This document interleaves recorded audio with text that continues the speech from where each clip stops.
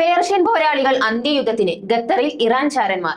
പിതാവിനെ കൊലപ്പെടുത്തി യുദ്ധം തുടങ്ങി, പൗരന്മാർ കൊല്ലപ്പെടുന്നു, രാജ്യം ഒറ്റപ്പെടുന്നു. ഇറാൻ എന്ന രാജ്യത്തെ നയിക്കാൻ മോജ്തബ എത്തുമ്പോൾ അത് ചരിത്രത്തിലെ പുതിയൊരു അധ്യായത്തിന് തുടക്കം തന്നെയാവാം എന്നതിൽ സംശയമൊന്നുമില്ല. അച്ഛന്റെ രക്തത്തിന് പകരം വീട്ടാൻ മകൻ സിംഹാസനത്തിൽ എത്തുമ്പോൾ പശ്ചിമേഷ്യയിൽ ഇനി സമാധാന ചർച്ചകൾക്ക് പ്രസക്തിയുണ്ടോ?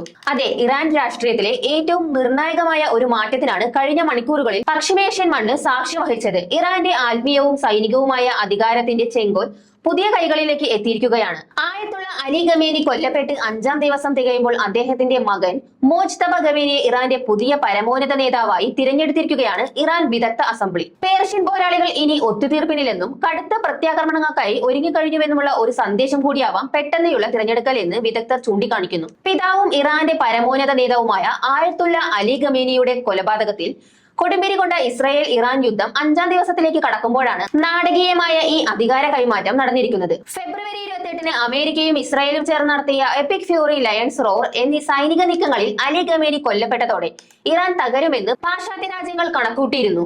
എന്നാൽ ആ കണക്കുകൂട്ടലുകളെല്ലാം തെറ്റിച്ചുകൊണ്ടാണ് 56-കാരനായ മോജ്തബ ഖമേനിയെ രാജ്യത്തിന്റെ പരമോന്നത പീഠത്തിലേക്ക് വിദഗ്ധ അസംബ്ലി അവരോധിച്ചത്.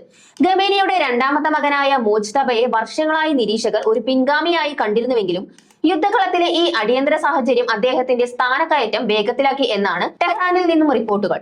ഇതോടെ ഇറാന്റെ ആഭ്യന്തരവും വിദേശവുമായ നയങ്ങളിൽ കൂടുതൽ കർക്കശമായ നിലപാടുകൾ ഉണ്ടാകുമെന്ന് ഉറപ്പാണ്. യുദ്ധകളത്തിലെ സാഹചര്യം പരിശോധിച്ചാൽ ഇസ്രായേലിന്റെയും അമേരിക്കയുടെയും ആക്രമണത്തിന് ഇറാൻ അതിശക്തമായ രീതിയിലാണ് മറുപടി നൽകുന്നത്. Qatar, Kuwait, United Arab Emirates, Bahrain എന്നിവിടങ്ങളിലെ അമേരിക്കൻ സൈനിക താവളങ്ങളെ ലക്ഷ്യമിട്ട് ഇറാൻ മിസൈലുകൾ വർഷിച്ചു കഴിഞ്ഞു.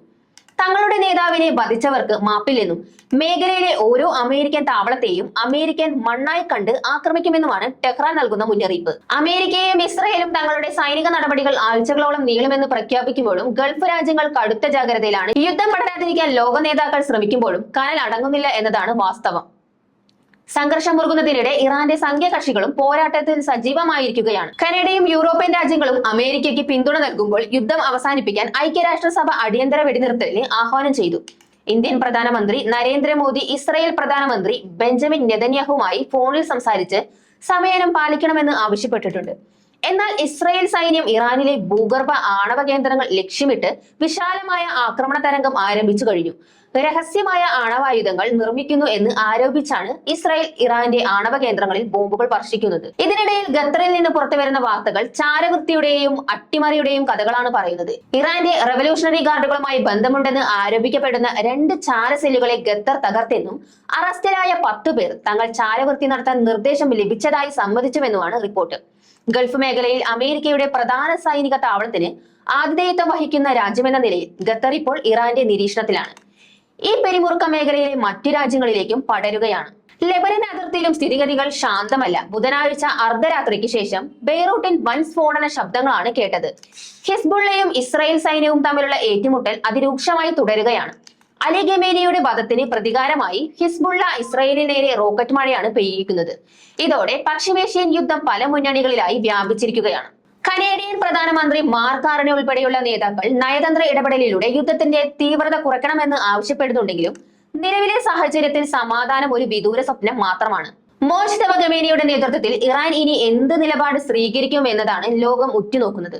ഒരു പുരോഹിതൻ എന്നതിലുപരി സൈന്യത്തിനുള്ളിൽ വലിയ സ്വാധീനമുള്ള വ്യക്തിയാണ് മോജ്തബ. പേർഷ്യൻ പോരാളികളുടെ വീര്യം ചോരാതെ കാക്കാനും ശത്രുവിനെതിരെ വിട്ടുവീഴ്ചയില്ലാതെ പോരാട്ടം നയിക്കാനും അദ്ദേഹത്തിന് കഴിയുമെന്നാണ് ഇറാനിലെ ഭരണകൂടം വിശ്വസിക്കുന്നത്.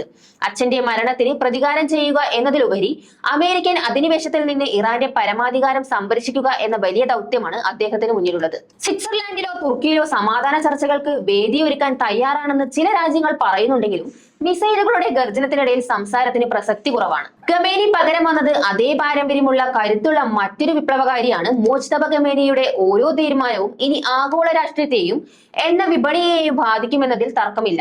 തങ്ങളുടെ പരമാധികാര രാഷ്ട്രത്തിന് മേൽ നടന്ന കടന്നുകയറ്റത്തിന് ഇറാൻ നൽകുന്ന മറുപടി ലോക ചരിത്രത്തെ തന്നെ ഒരുപക്ഷെ മാറ്റിമറിച്ചേക്കാം. ഖമേനി ജൂനിയറിന്റെ കീഴിൽ ഇറാൻ ഒരു പുതിയ യുഗത്തിലേക്ക് കടക്കുമ്പോൾ നമ്മൾ സാക്ഷ്യം വഹിക്കുന്നത് ഒരു ആഗോള യുദ്ധത്തിന്റെ തുടക്കമാണോ എന്ന് കാലം തെളിയിക്കും.